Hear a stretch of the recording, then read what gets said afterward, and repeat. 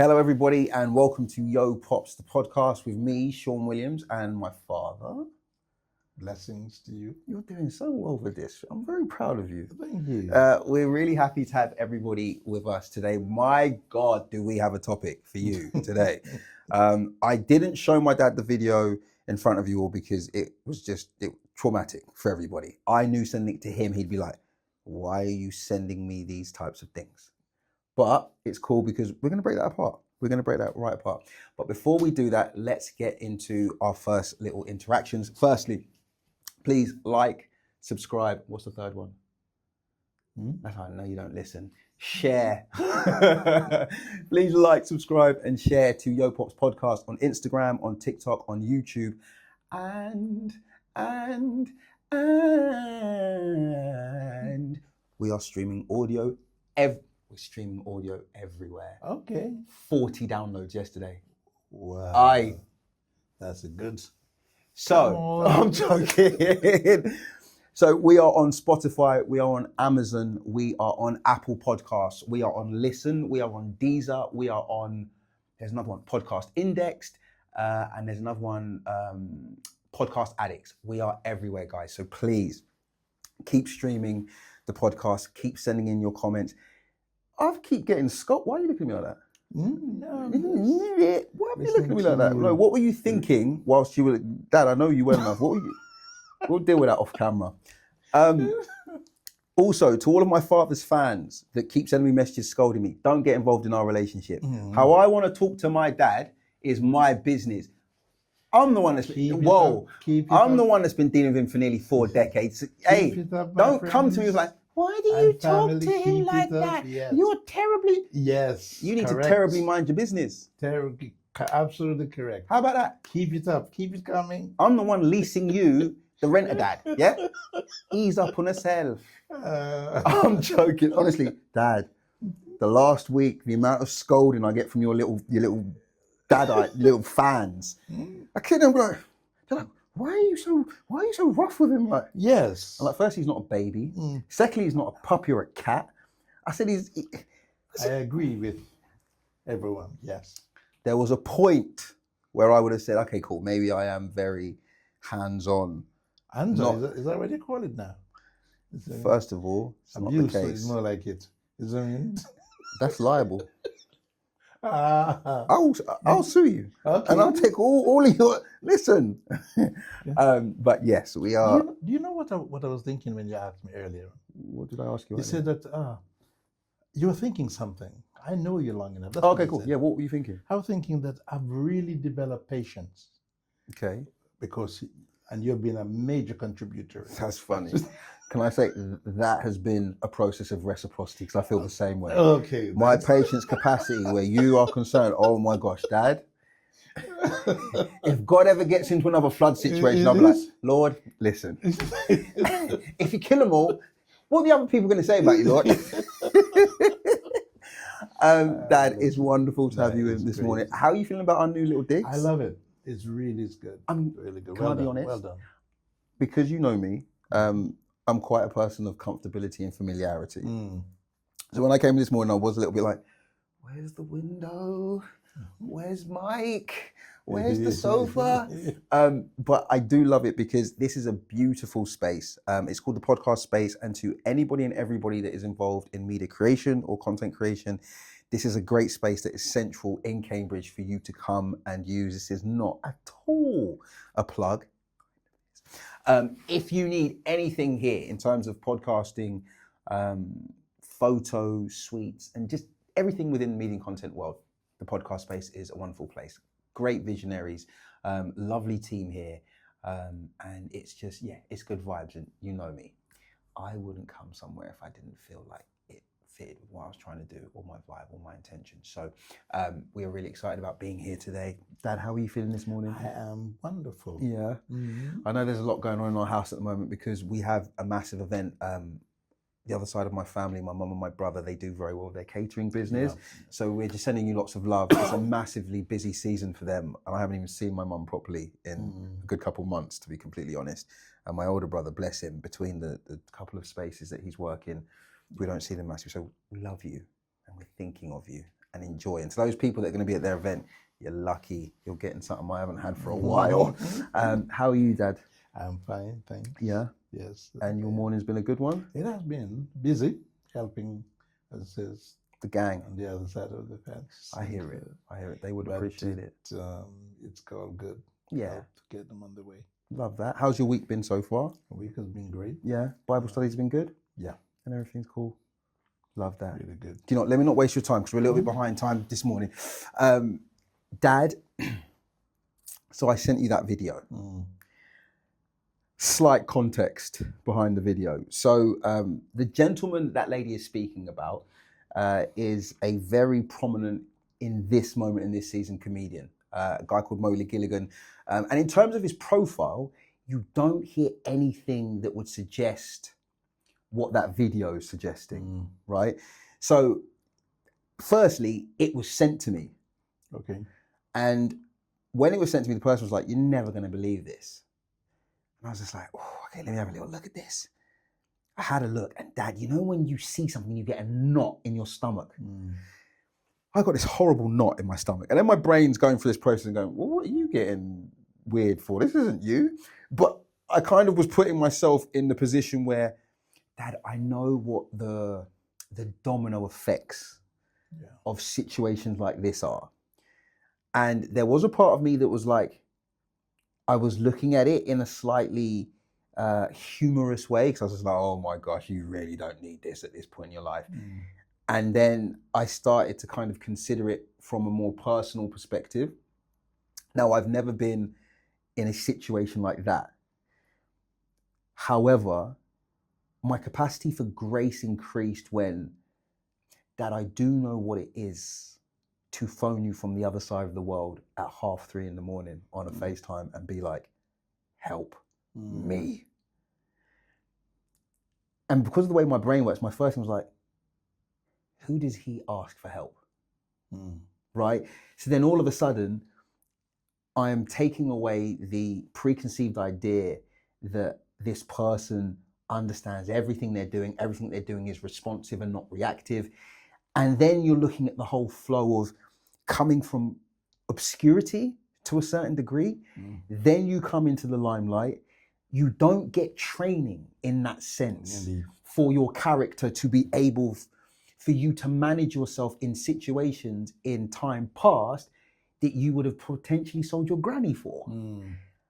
And then you're potentially looking into emotional spaces where a person is underdeveloped, potentially has trauma and breakage from both sides.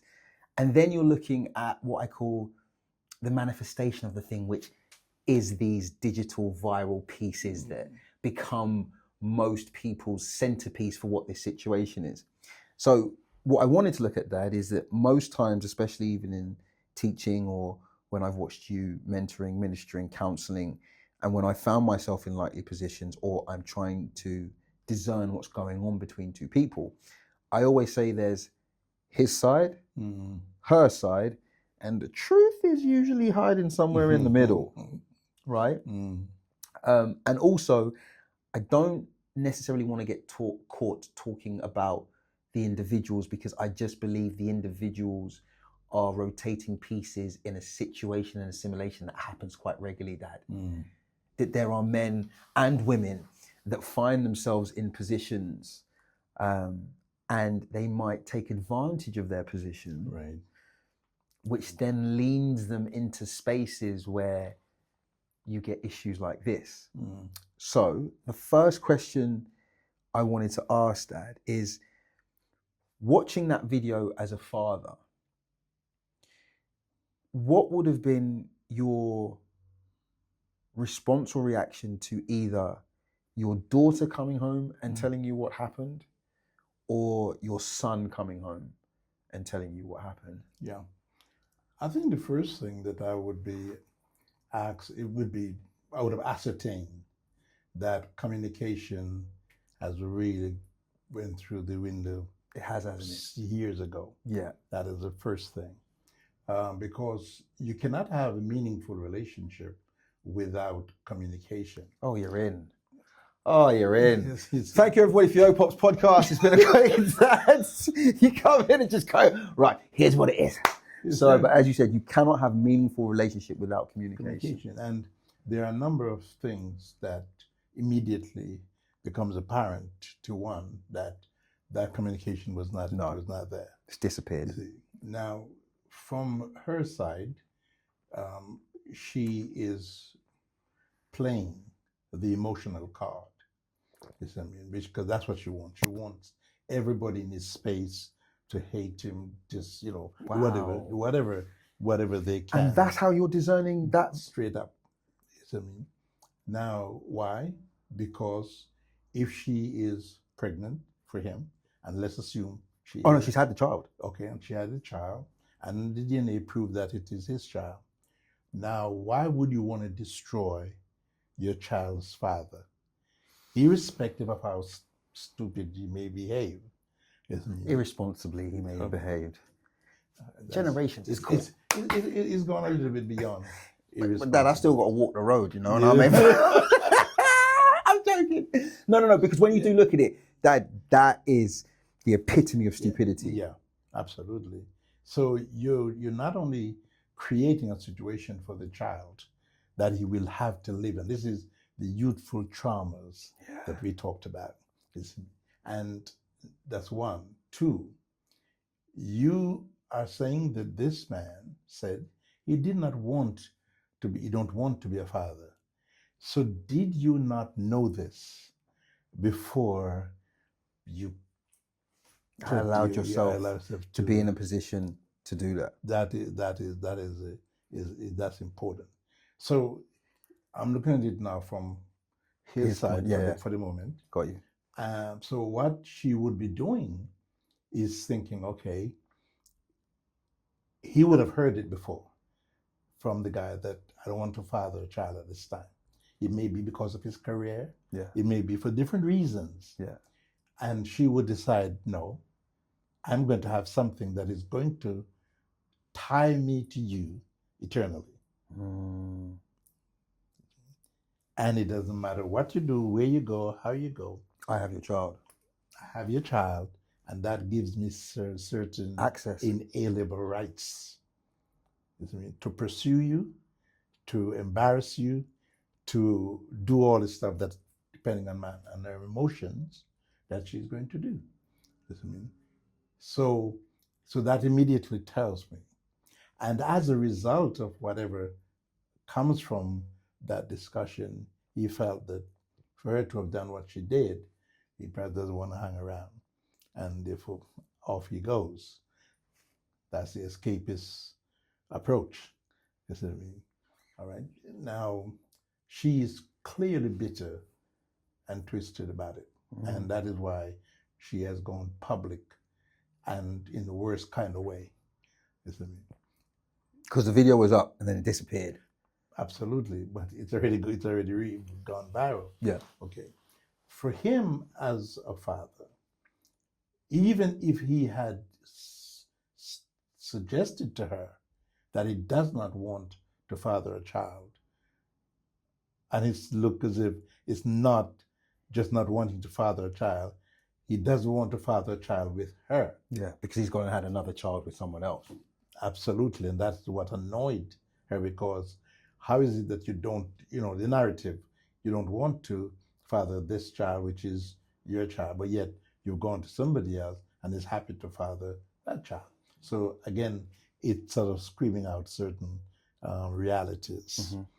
Okay, now from his point is that, especially if there were DNA testing involved, then he would have known, okay, this child is genuinely my child. Yeah.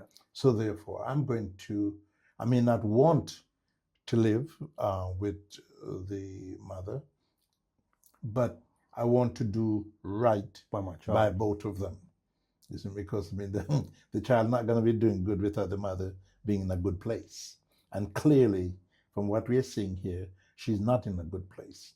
So he has that responsibility. Yeah. So he is negligent in that regard, not thinking about the damage that he's causing emotionally, and in every other area of the child's life, which one day he's going to try to find an excuse as to why he behaved the way he does, and hoping that that will justify his action. You see, now by that time the child is already damaged. You see what I mean? Because now he has to grow up in this very Toxic environment Yeah. of hearing, and seeing it. And the conversations that he'll hear between his mum and her friends, and precisely. potentially how grandparents may react when his father's name turns up, and then in his father's space, how they then speak about his mother, and and then he's gonna go to school, and it's somebody's everywhere, gonna Dad. find It's it. everywhere. And this is the kind of stuff now that he has to live with, that hell growing up. Is, I mean, in reality. So none of them is thinking about that innocent child. Dad, and do you know what? I'm so glad you said that, because I had a point where I was going through my own thought process about it, and Dad, I must have done about 1 million calculations in my head, and every single calculation I did, the answer came to the child, which meant that everything I was seeing, from the mother's need to put this video out, to his father's need to create distance and space based on whatever's happened, I was like, neither of them are accountable to each other as co-parents. Indeed. And neither of them are really, what's the word I'm looking for? Neither of them are really understanding the divine responsibility that comes with the gift of God giving you a child, Dad. Yeah. Because the activity you get involved in is what makes you accountable. Indeed. And the gift that God gives you is the thing that ordains you with responsibility, right? So it goes beyond what you like. Yeah. It goes beyond what you prefer. Mm. And I don't mean this to sound the way it is going to sound.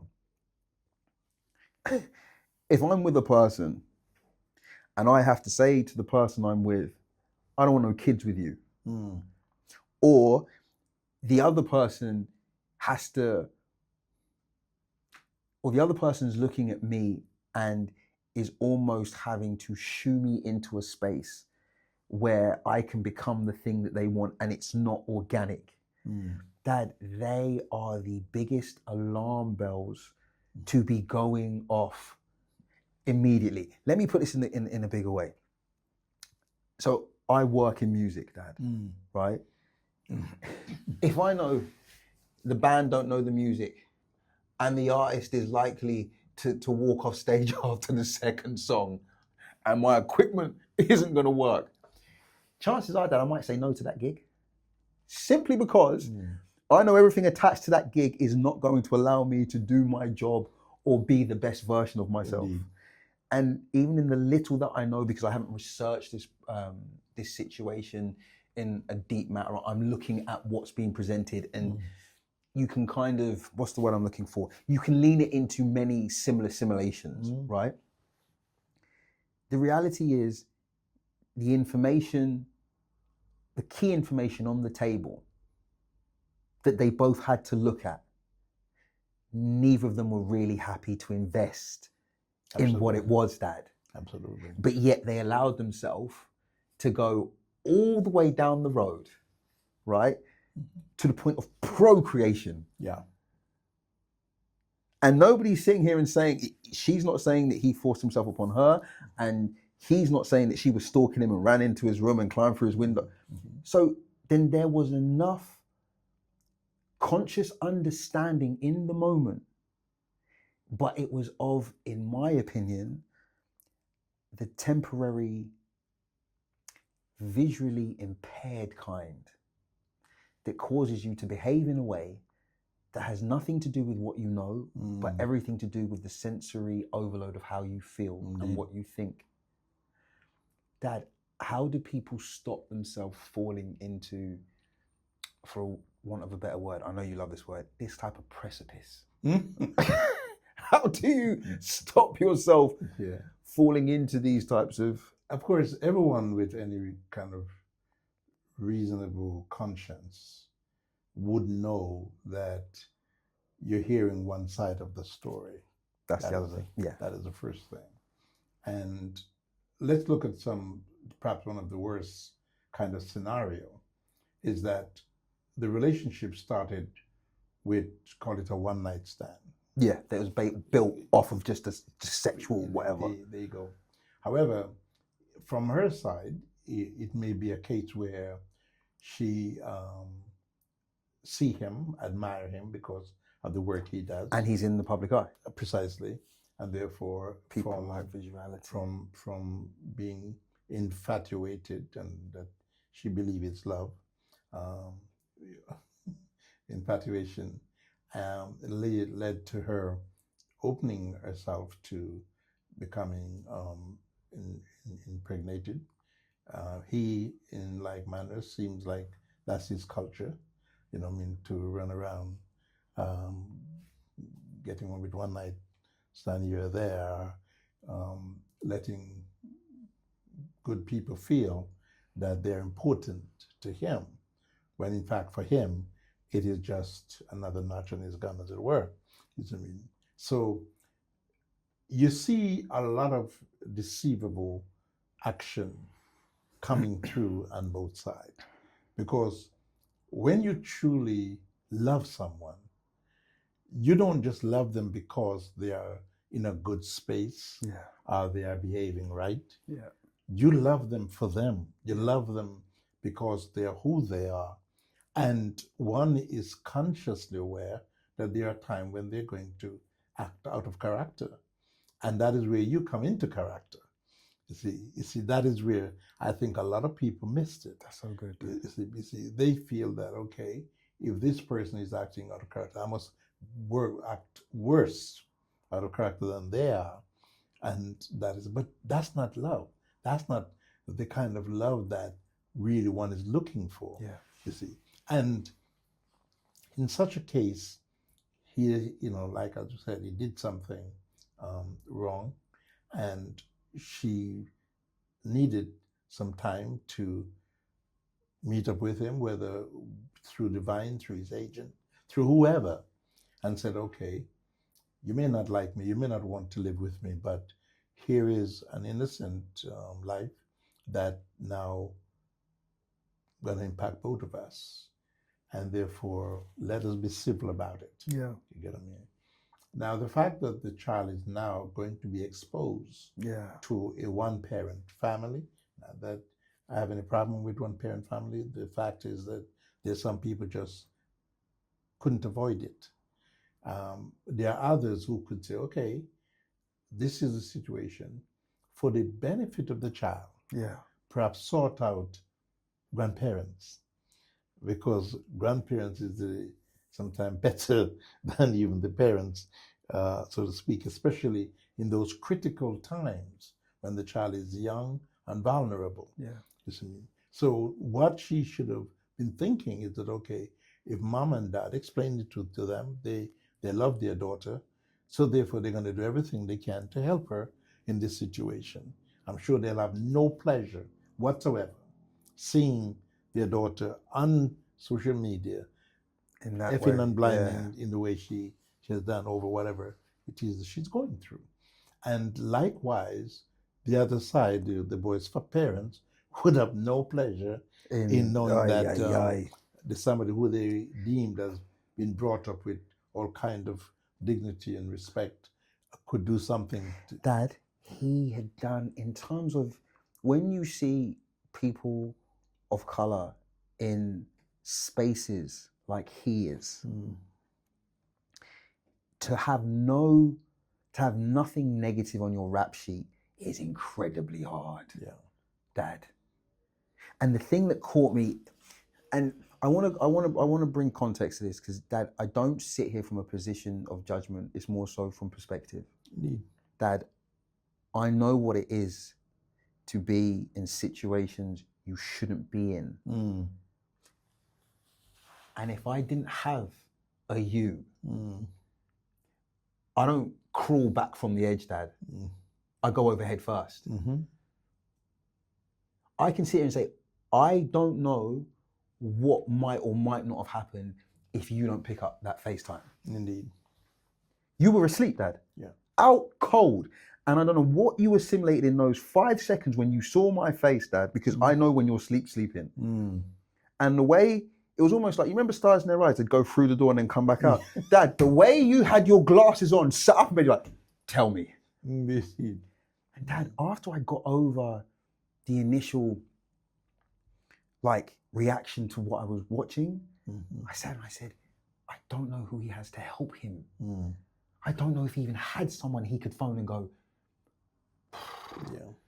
And the reason I say that is because sometimes, and especially, I can't talk about everybody else, but I know sometimes within our culture, when you get to a position of prominence, it is an honor for us to look after those that we love. And when that becomes parents and grandparents and siblings and wider family, and you're putting things in place that is going to set up, hopefully and potentially, generational wealth, it sometimes puts you in a position where your hearing isn't as easily accessible. And you can also put yourself in a position where sometimes you're not as accountable, right? One of the things I love about what we do, Dad, and especially when people kind of tell me off for being harsh with you, is sometimes I wish they could see the conversations when sometimes we're in the office and I'm either sitting at your feet or you're laying in the sofa and you're talking to me and you can see I'm ready to cry. Indeed. They're the parts that people don't see. So for me, I'm like, everybody sees the lady. I get it 100%. I can understand emotionally the trauma for her and everything I was just feeling. But in society, we don't necessarily lean into men's emotions. And Dad, I don't know him personally. Right. I'm aware of things that frequent his environment. And none of what's been presented do I believe is the total sum and part of who he is. Indeed. Which means I know there's been moments where he sat and he's just like, I don't know how to fix this. And sometimes when you don't know how to fix it, it's easy to batten down the hatches and just ride out the nuclear blast. Well, I think that is one of the reasons why, looking at it, you question love from both sides. I don't think it was love, Dad. It's clearly. And I think it's something this generation is struggling with, that they are convincing themselves that infatuation is the premise of love. And it's not the predication. Friendship. Indeed. Dad, because with your friend, there is nothing that you leave hidden. Because you don't expect them to judge you. Indeed. Because they're the one person that knows you for you outside of the projection of you. And for me, I believe that she would have seen this successful man and she's totally invested in the projection. And then you kind of get behind the curtain and you go, okay, there's some pieces here that's a bit broken, and potentially for him, the way she may have appeared to him would have resembled something that either maybe rejected him at a less prominent moment of his life, or it's something within his own mind that is, in terms of where his new position is taking him to, he's like, and for you, Dad, forgive the expression I'm going to use, they're the spoils of war for people in his position that they get to take home. Of course. But then reality hits when you get certain conversations like, I'm pregnant, you can't phone your agent about that, Dad. You can't phone your lawyer and go, oh, I need this in the contract. This is no law. This is divine contractual situations where you don't get a guy that comes and says, oh, actually we like points 2, 3, and 4, but can you get rid of 5, 6? And I think a lot of these men in these kind of high profile positions make one terrible mistake, well, perhaps several, but one in particular.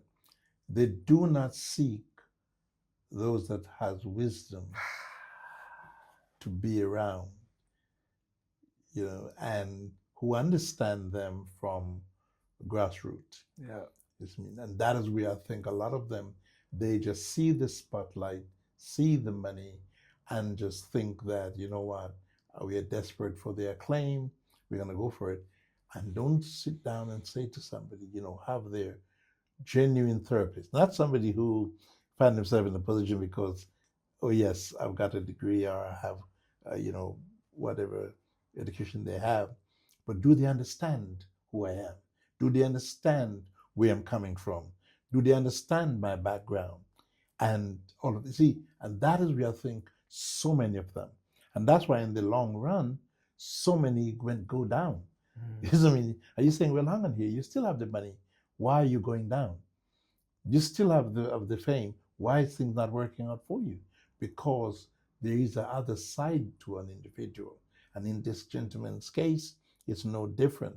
Now he has a tremendous amount of problem because, like I said, his agent and his sponsors are going to look at it and say, okay, do we want this kind of baggage? And that's my point, Dad, because in the co-partnership of parenting, okay, yes, both parents can provide, but he was a viable father option because his capacity to provide was far bigger than probably anything else that you had. That situation destabilizes the security you're going to need him to have for his child. Indeed. And why would you want to cut the legs off your father's child to then turn around and go, oh, not only did he want to see him, he can't provide for him. Why can't he provide for him? Oh, well, I went on social media and I decided to tell the world that he was a... Yeah. And the reason why I'm so glad you've looked at it from both sides, Dad, is because we can look at what a person says and understand what they're thinking. Indeed.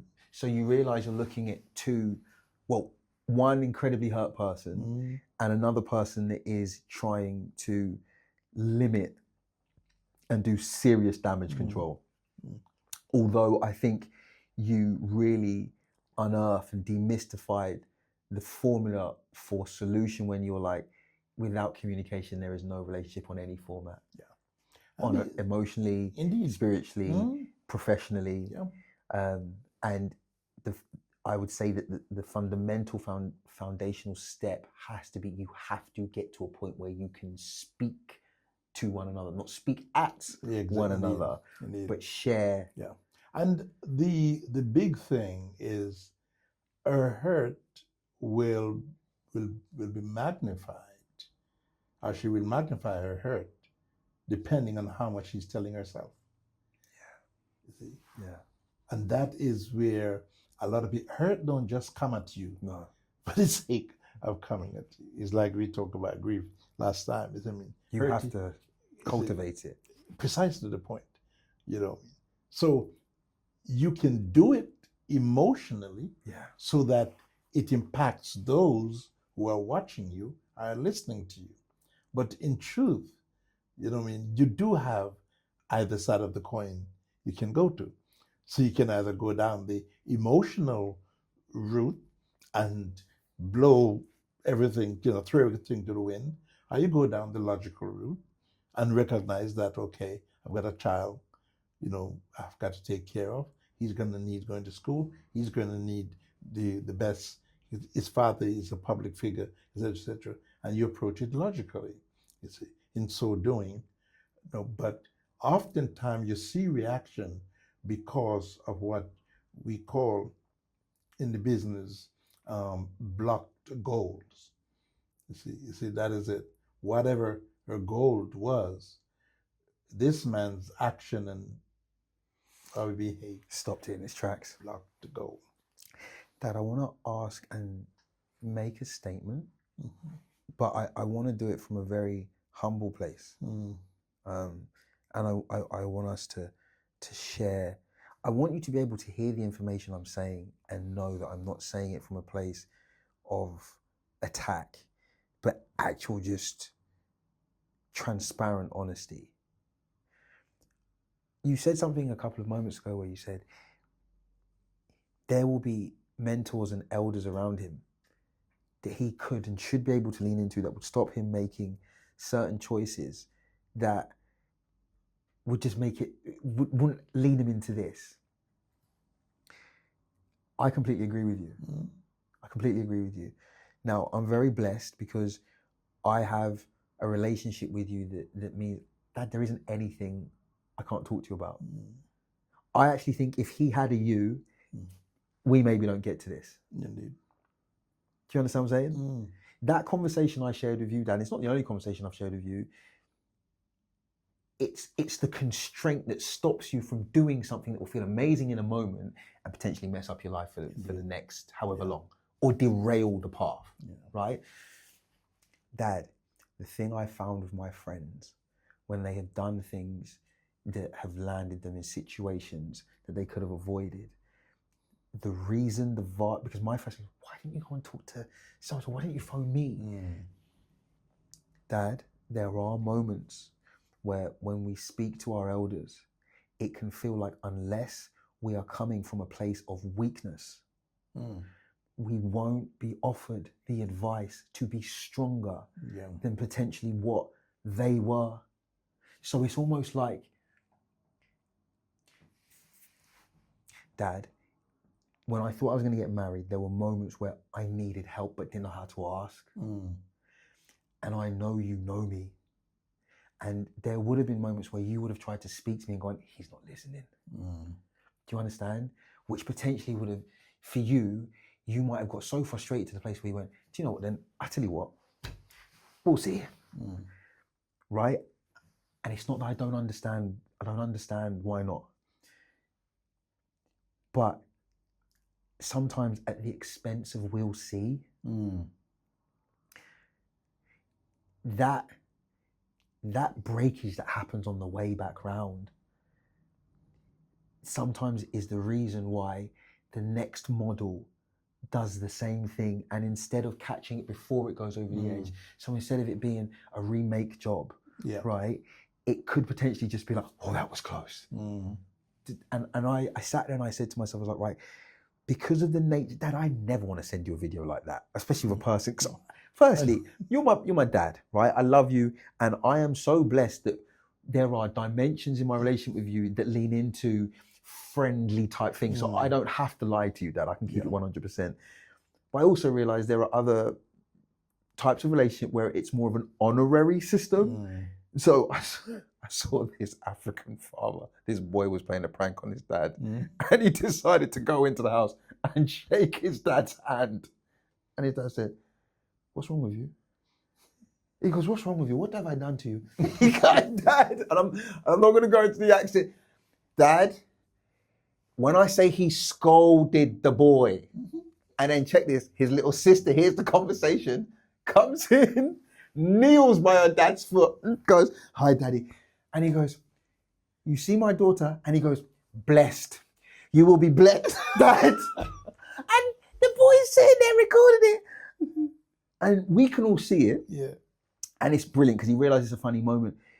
But the dad is acting so authentically. And in that moment, I loved it because it was beautiful, right? But at the same time, I was just like, okay, I can see how he may not be able to boldly come before the throne to be like, so Dad, the reason I got in at 4 a.m. So I was like, he might be shit back home, Dad, and in a boarding school before the weekend's done. So I sat here and I was just like, right, if I'm going to force my dad to trek with me through a field of manure, the least I can do is make sure there's some good produce on the other side, right? That makes the stench. Because this ain't what we do in this podcast, Dad. We ain't here to talk about these ghoulie type of situations. However, we both have a heart to help people. And to make better what is, and to better equip and prepare what is to come. And like I said, like, apologies to the subjects that we're speaking about. This is not us talking about you or trying to put your situation on everybody's mantelpiece or bedside table, but in terms of being able to take something that has the eyes of everybody and then, Dad, generalize it. Because I'm telling you, there is a whole bunch of men and women that I've watched people's videos. I've heard women say, well, if he told you he didn't want a baby, why were you opening your legs? And I've heard men go, I always knew he was like that. And I'm like, okay, let's all quieten down the noise and let's look at the perspectives to create resolution, right? And resolve something to then create solution so that we can be better than the things we see. Does that make sense? Yeah. Because that situation is happening in 10 different places that has no visuality or virality to it. But because that he is doing something positive with his life and progressive. Dad, on the news, the biggest association with black men, young black men in London, is knife crime. Illegal activity. And he has found himself. If I told you that just under 10 years ago, Leon booked him to host a night he was doing in East London. For you to go from Leon booking you 10 years ago to you're doing your own Netflix special around the world. This isn't a brother that doesn't know how to work, Dad. And if he was what potentially he's been made out to be, Dad, there is no way you get from there to there. They won't allow it. True. Dad, I know people that sit on the board of BAFTA and I have mentors that sit. You're not getting through, Dad. So the question I wanted to ask you, Dad, is how do they build the first brick of communication? Because that to me feels like the most important thing. I think you're going to need mediation. Wow. And that is... Are you offering your services? I'm joking. The mediation has to be on the basis of genuine care. And genuine care is not going to be based on finance. No. It's going to be based on that maternal and it's the child, paternal, which is going to be the child. And so therefore, both of them would be best to sort of say, look, to their parents, because they're still pretty young, their parents, okay, look, we need you both sides of the family to intervene in this situation. Dad, I agree with you up until the point of their conversation to me has to be absent of parents and would need, in my opinion, an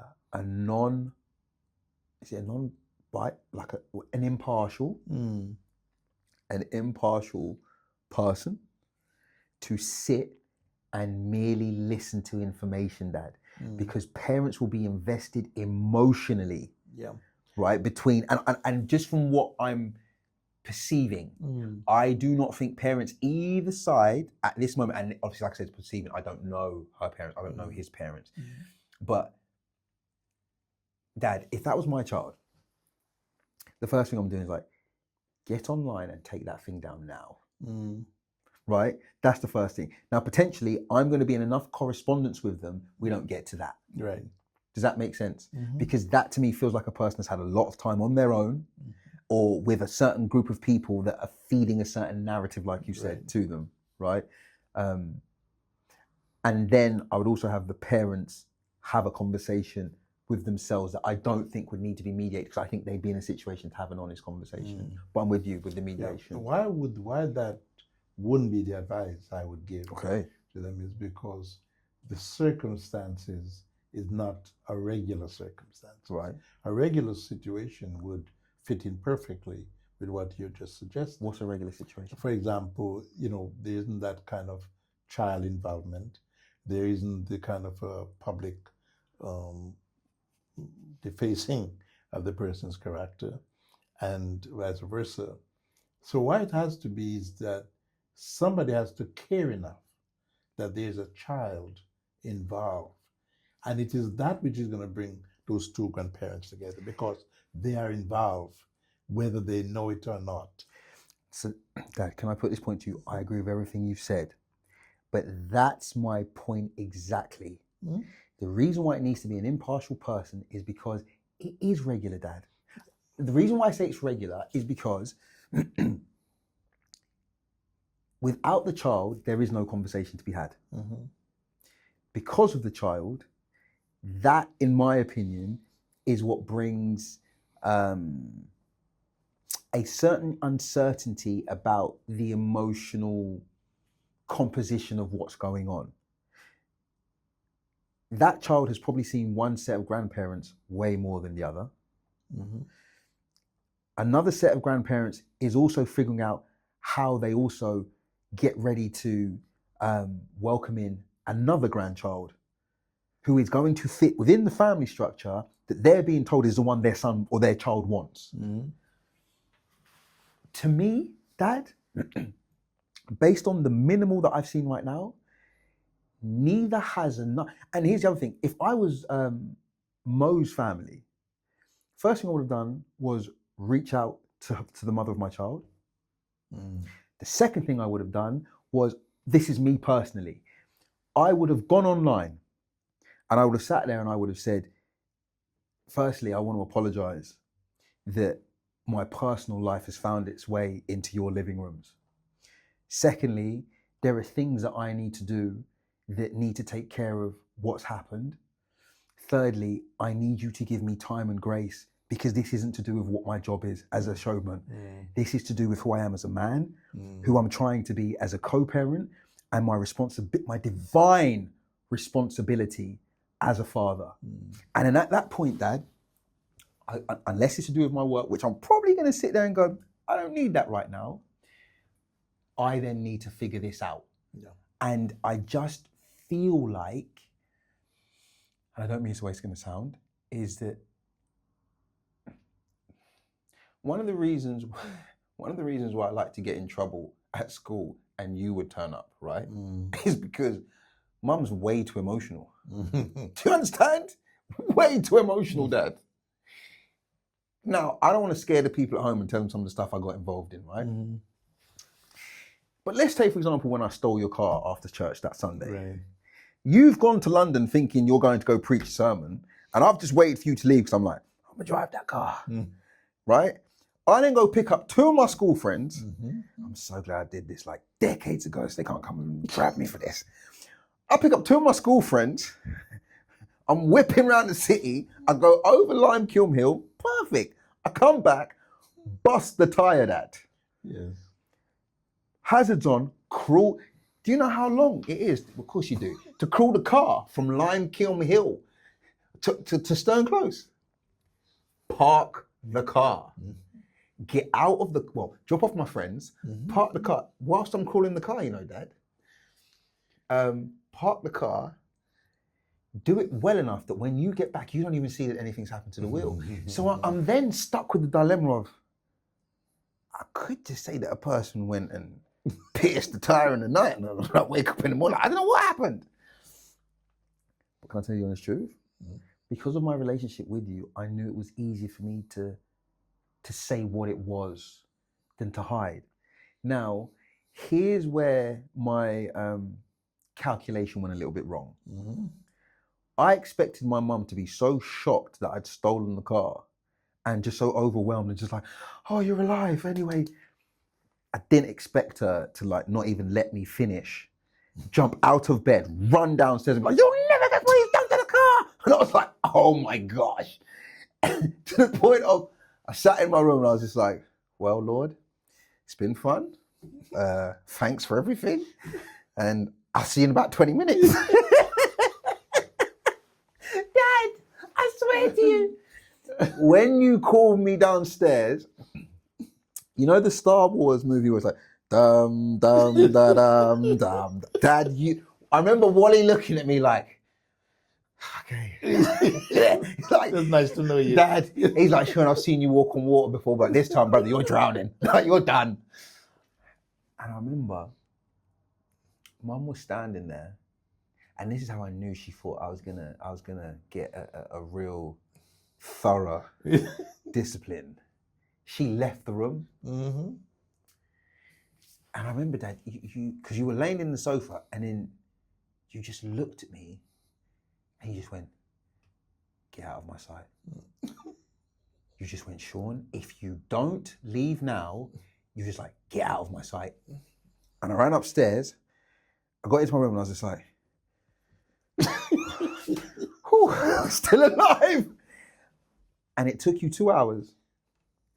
And you came upstairs and you said, you're not leaving this house all week. You're not leaving this room all week. And you said, the only reason I'm not disciplining you is because I'm more thankful to God that He spared your life. True. That is true. Dad. And in that moment, I realized that you didn't want to react, because had you reacted, it would have been an emotional expression. Indeed, exactly. That is true. And your decision to respond meant that you lost none of the potency of what you were feeling, but it gave you clarity of mind to be like, he already knows how much trouble he's in, but here's where I get to teach him. Yeah. And imagine when I do have an accident, it wasn't on the basis of me doing wrong. Yeah. To the point when I'm Dad, when that boy flew into the front of my car, Dad, I stopped the car, and my first thing was like, I just wanted to see someone moving so I knew he wasn't dead. Yeah. To get out of the car, to sit at the roadside and pray with the boy, Dad. Be able to go to the police and tell Detective Biswell, I'm not going to help you prosecute that boy. Because after him losing the leg, what more judgment? What more judgment can you put on him? Dad, you know the amount of friends that would phone me and thought because I didn't have my car that it was because I had I got some kind of, what do you call it when you get in trouble? That I was charged with something. Yeah. And I sat there and I went, how easy it is for us to lean into what people think and the negative commentary of what we believe to be, because we're so far removed from what God intended. Yes. We've forgotten how to be reflections of who he is, Dad. And that's the problem I have with both parents, is that they are so invested in their own emotionality. They are missing the miracle of every day, Dad, of a divine gift that God will turn around and say, I sent you that to make you better than you. Indeed. And that is why I felt that having the grandparents involved in the equation, because for how the mother is reacting and the extremity of her emotions, and for that child to having to live with that day and night, and anytime his name pops up, anytime anybody sitting, and of course for those who may just want to rub it in day in and day out, as I said, the only way that you're going to get that child from the potential damage and long-term damages is for him to be in what they call a stable environment, where he can experience love from, but everybody knows that, what they call them over here, Nannies. Nannies. Is that what they call? Babysitters. No. Or grandparents. Nan. Well, granny, nana. Right. I'm old school, so I'm grandma. And grandma, she went into the granny or gran or nana thing. She was just like, grandma. I remember I tried it once, like, gran. She was like, who? And I was like, grandma. So yeah, but you're right. So yeah, and it is that which they've done a lot of great job with a lot of people. And you said something deep to me, and I don't lose your train of thought, Dad, what you're saying. You said to me, Shean, grandparents love their grandchildren because they often see it as a second chance to do what they didn't get to do the first time round. Absolutely. I remembered that word for word. Yes. Yeah. I need to close my eyes more often. That is exactly the reason why, and that would help her overcome her emotion. And again, with love, because when she goes around to see her child. That was something she spoke about, because she said that, I think from the first couple of times that he'd seen her, I think whatever she'd seen in terms of the care and the affection and the love from the family, that she was like, oh my gosh. Like, exactly. That will rebalance her. That is the thing. And the same thing would happen to him. So again, he would have the chance to be the gentleman, given the fact that the world is going to judge him. Yeah. I mean, he's under serious judgment and condemnation by the world, and it is what he Dad, does. I don't want him to feel any condemnation from us. No, not from us. I said the world. All right. You see, because the world is, they're merciless when Dad, it comes to judging. These people are wicked. Yes, and some get the pleasure of it for different reasons. Yeah. So you're gonna need that, But beside all of that, they both need counseling. Yeah. And that is where I hope if they get a chance to see this, that they would take it in the best light and reach out to whoever they feel can offer them the best form of counseling. Of course I can, but you know. That plug was wicked. I didn't even see it coming. And I usually see everything. Do you know what, Dad? One of the things, and you know, we know the stuff that we're planning on the sidelines. One of the things I've always thought was part of my purpose, right? Because obviously, you know, I love teaching. Like music's my gift, but teaching I feel is like my purpose. I love it, Dad.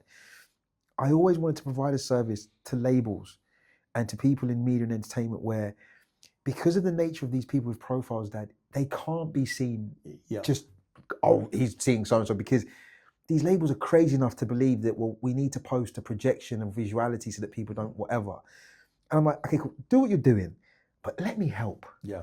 And Dad, to provide a safe space where you can go and you can talk, speak into these people, Dad, because there is a place that you can get to where you stop trusting the everyday interactions of people, because you live consistently in this world where you're the sun, the moon, and the stars, and that's impossible. Yeah. So when you can actually believe that that's the reality, something's gone wrong. And because of your position in ministry and some of what I do in my job, where I've got to, Dad, to be able to talk to a person and go, right, give me the cloak of visuality and let's just be humans. Indeed. And let me speak into you and speak into your spirit, because if I can affect that, that will change this, and this will affect everything around you. Yeah. And you've seen it on numerous occasions where people come, and even though their initial intention was not even to discuss the issue that is deep down inside, but that discernment makes a tremendous amount of difference. And that is what you would need right there, for example. And that's one of the things that I, just by looking at her, I could tell where she's at. Yeah. And therefore you can bring a person out from where they are if you know where to find them. You know? That's why I love talking to you, you know, because there are times where I'm visually impaired. I'm telling you, Dad, and I'm taking in the information, and then sometimes I look at me like, and you look at me like, yeah, idiot. How do you not see that? And it's after I kind of suck out the toxicity or the toxins of the, I'm like, huh.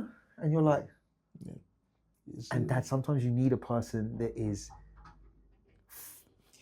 they have enough distance. Yes. To be able to provide clarity. Because for them, this is subjective. The reason why I feel like you've been able to offer some of the priceless wisdom you have is because we can objectively look at the whole picture. Subjectivity tells me what's in front of you. Objectivity tells me what's not only in front of you, but what's ahead of you. Because it's like being on the mountain and being on the ground, right? Yeah. And you can see what's coming east, west, north, south. Yeah. Normality, abnormality. Got you. Got you. So that's where most people think they can get to the solution by following a normal pattern. But in a lot of cases, it isn't. No, I get you, Dad. That's you're so right. You're so right. Thank you. You're welcome.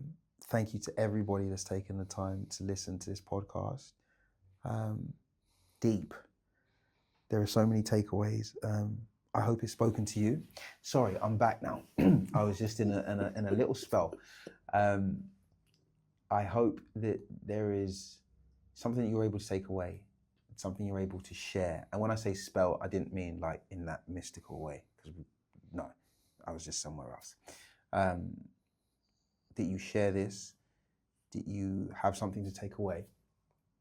And also that when we, in this digital age of being presented things that appear wholesome or as if we're getting the whole truth, a lot of the time we are getting a very small bite-sized snippet that actually looks something more like the catchphrase board when they're just revealing squares and we're here trying to guess the whole picture. but we know that there's information here that we can give to friends, to colleagues, to people we know.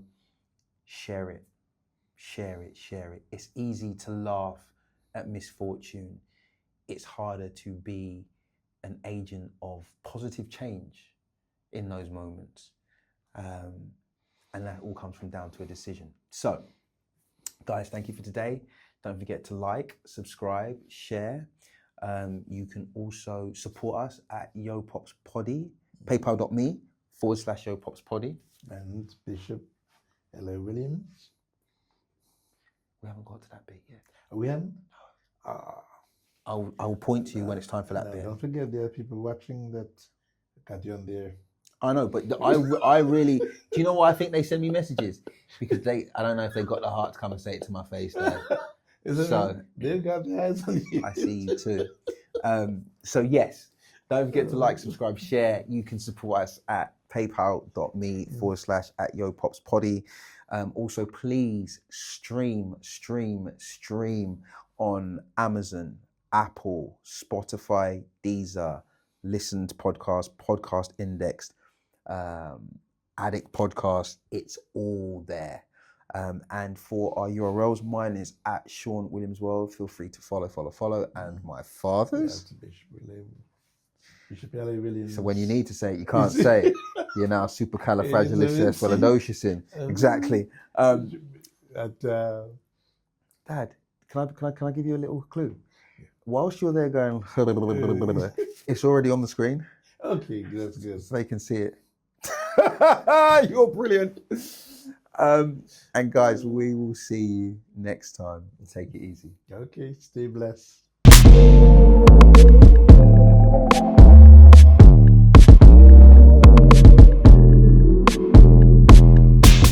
Welcome to Yo Pop's Afterthought. If I'm honest with you, I had so many thoughts going through that podcast. From the moment I received that video and I had time to sit with the situation, I knew that I had to do something better than what normal reactions to those moments embody. And I'm going to do something I've never done before, and I don't feel like I have the words to suffice the situation. And in my personal life, when I lack the words to suffice any situation, I then go to a higher form of communication and I pray. So I want you all that are sitting with me and have the ability to, if you will, close your eyes, bow your heads, or just sit in a moment of quiet contemplation with me. God, I thank you for everything. You know how to do anything but fail. I thank you for love, life, joy, and peace. But more than that, I thank you for moments that we don't understand, because that's where you do your best work, God. And our relationship with you is about trust. And how can I trust you if every path that I'm walking, I know the route, I know the direction, I know where I'm supposed to go? God, you know the ins and outs of this situation. You know the hearts of both parents. And you are the creator of the most priceless gift that they share. I'm asking you, Lord, that the Holy Spirit allows for peace in the environment, that holistic and pure and intentional conversation and communication can happen. I pray, God, that even with the influences of grandparents and friends and siblings, let light, love, and peace be at the center. God, if that divine gift that you've given them stays at the forefront of everybody's mind, there can not only be resolution, but there will be solution, because you have provided their iOS update in real time, and allow them to step away from themselves enough to realize that he has the bug fixes, and the reflection of who he is and the intention of how it makes them better. That's the key to this. And also, God, I would have them come to know you, and for you to sit as the super glue in their family that allows them to reflect what you've meant for family to be, not only a reflection of your love for us on the earth, but also as the system and structure by which you'll show yourself to us through. I pray for everybody who's watching this and that may be going through a similar situation. Give them clarity, God. Give them peace. But also, more than anything, allow them to never feel alone. We thank you for everything. In your name, Jesus, I always pray. Amen. Amen. Beautiful. Oh, thanks.